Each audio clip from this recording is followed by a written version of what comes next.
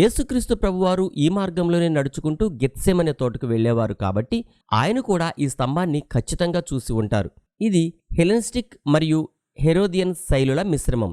Greek, Egypt, యూదుల నిర్మాణ శైలులను కలిపి చేసిన ప్రత్యేక స్మారక చిహ్నం. ఈ స్తంభం ఎత్తు సుమారు 20 మీటర్లు, అంటే 65 అడుగులన్నమాట.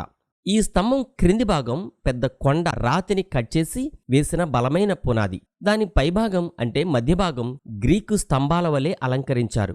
ఇక ఆ పైన గోపురం ఈజిప్టు స్టైల్లో పైకప్పును నిర్మించారు. ఇది సమాధి కాదు, ఒక స్మారక స్తూపం మాత్రమే. ఈ స్తూపం లోపల చిన్న గది ఉంది. లోపల ఎవరి ఎముకలు లేవు. బైబిల్ ప్రకారం అబ్షాలోము తనకు తానే జీవితకాలంలో ఒక స్మారక స్తూపం కట్టుకున్నాడు అని సమూయేలు 2వ గ్రంథం 18వ అధ్యాయం 18వ వచనం నిర్ధారిస్తుంది కదా. అందరూ దీన్ని అబ్షాలోము సమాధే అని భావిస్తారు. కానీ నిపుణులు చెప్తున్నది ఏమిటంటే అబ్షాలోము నిలబెట్టుకున్న స్తంభం పైన తర్వాత కాలంలో ఈ విధంగా కట్టబడిన నిర్మాణం ఇది అని చెప్తారు. అబ్షాలోము నిలబెట్టుకున్న స్తంభం ఉన్న ప్రదేశంలో తర్వాత ఈ విధంగా నిర్మించబడినప్పటికీ యూదులు, క్రైస్తవులు, ముస్లింలు అందరూ దీన్ని అబ్షాలోము స్తూపంగా గౌరవిస్తారు. అబ్షాలోమును యోవాబు చంపిన తర్వాత అతనిని ఒక లోయలో వేసి అతని శరీరంపై పెద్ద రాళ్ల గుట్టను వేశారు అని బైబిల్ నందు స్పష్టంగా వ్రాయబడి ఉంది. కాబట్టి ఇక్కడికి వచ్చిన వారందరూ ఈ స్తూపంపై రాళ్లు విసురుతారు. ఎందుకంటే ఇది తల్లిదండ్రులకు విధేయులుగా ఉండని పిల్లలకు హెచ్చరిక చిహ్నంగా భావించబడుతుంది. కాబట్టి మధ్య యుగాల సమయంలో యూదుల తల్లిదండ్రులు తమ మాట వినని పిల్లలను ఈ స్తూపం వద్దకు తీసుకుని వెళ్లి ఈ స్తంభాన్ని వారికి చూపించి అబ్షాలోము చరిత్రను వారికి చెప్పి ఈ స్తంభంపై రాళ్లు విసురుతున్న వారిని వారికి చూపించి ఇప్పుడు మీరు కూడా కొన్ని రాళ్లు ఈ స్తంభంపై విసరమని చెప్తూ ఉండేవారు.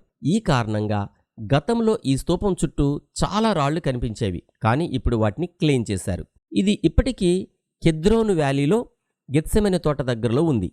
గైడ్లు ఈ స్తంభాన్ని చూపుతూ దావీదుకు తిరుగుబాటు చేసిన అతని కుమారుడైన అబ్షాలోము చేదు ఫలితాలను గుర్తు చేస్తారు. అబ్షాలోము దావీదు కుమారుడు. అబ్షాలోము చాలా అందంగా ఉంటాడని బైబిల్ వర్ణిస్తుంది.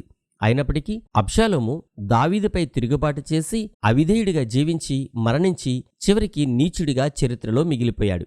అబ్షాలోము చరిత్ర మనకు ఒక గొప్ప గుణపాఠం నేర్పిస్తుంది. అదేమిటంటే మనిషిలోని గర్వం, అహంకారం, తిరుగుబాటు చివరికి ఆ మనిషినే నాశనం చేస్తాయి.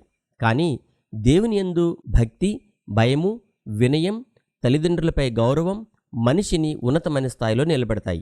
క్రీస్తునందు ప్రియమైన సహోదరి సహోదరులారా, నవంబర్ నెలలో ఉన్న హోలీ ల్యాండ్ టూర్కి వచ్చిన వారికి ఈ స్తూపాన్ని కూడా చూపిస్తాం. నవంబర్లో టూర్కి రావాలనుకుంటే వెంటనే ఈ నంబర్లకు ఫోన్ చేసి మీ టికెట్ బుక్ చేసుకోండి.